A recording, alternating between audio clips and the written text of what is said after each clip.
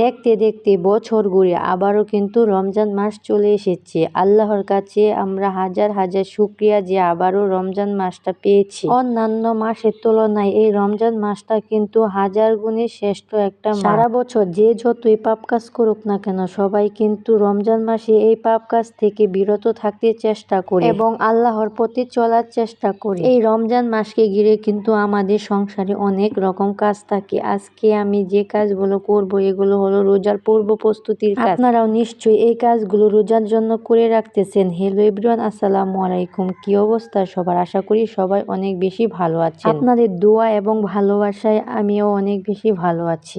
রমজান মাসে কিন্তু আমাদের মহিলাদের অনেক বেশি কাজ থাকে সংসারে। রমজান মাসে যেহেতু ইফতারের একটা বিষয় থাকে, সেই জন্য কিন্তু ইফতারের জন্য অনেক কিছু ব্যবস্থা আগে থেকে করে নিতে হয়। যেমন ছোলা বুট আগে থেকে ভিজিয়ে সিদ্ধ করে রাখতে হয়, পেঁয়াজের জন্য ডাল বেটে রাখতে হয় এবং পেঁয়াজ রসুন এগুলো আগে থেকে ব্লেন্ডার করে রাখতে হয়। তাহলে কিন্তু কাজগুলো করতে খুব সহজ। ভিডিও করার সময় আমার মেয়েটা কিন্তু অনেক বেশি ডিস্টার্ব করতেছে। সবাই একটু ইগনোর করবেন এই বিষয়গুলো। শুধুমাত্র তারাই জানতে পারবেন যারা বাচ্চা সামলিয়ে ভিডিওতে ভয়েস দেন। ভিডিওতে ভয়েস দেওয়ার সময় আমার মেয়েটা অনেক বেশি দুষ্টুমি করে। তো ভিডিওতে চলে আসি। এখানে আমি পেঁয়াজ রসুন আদা ব্লেন্ড করে নিব। রোজা শুরু হওয়ার আগের দিনেই কিন্তু এই কাজগুলো সব মহিলারাই করে রাখে। এগুলো করে ফ্রিজে রাখলে কিন্তু কাজটা অনেকটা এগিয়ে যায়। এখন যেহেতু আবহাওয়াটা একটু গরম ঠান্ডা, এই জন্য কিন্তু আমার গলাটা অনেকটা বসে গিয়েছি। আপনারা বয়স শুনলে হয়তো বুঝতে পারবেন। এই তো এখানে আমি পেঁয়াজগুলো ব্লেন্ড করে নিয়েছি।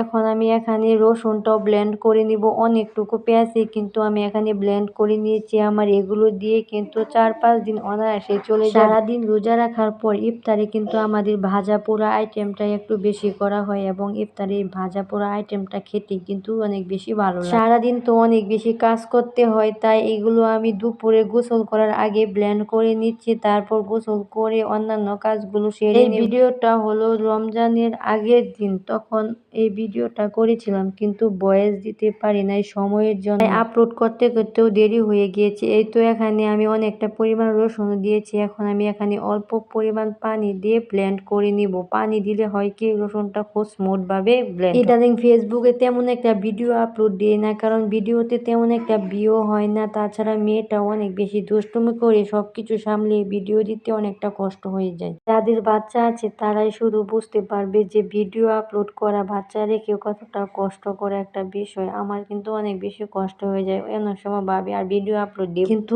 আবার ভাবি যে ভিডিওটা যেহেতু করেছি তবে আপলোডটা দিয়ে দিই। তো ভিডিওটা আপনাদের কাছে কেমন লেগেছে অবশ্যই কিন্তু ভিডিওর কমেন্ট বক্সে বলে যাবে। আর ভালো লাগলে লাইক কমেন্ট শেয়ার করে পাশে থাকবেন, সাথে আমার পেজটা ফলো দিবেন। ধন্যবাদ সবাইকে। আসসালামু আলাইকুম।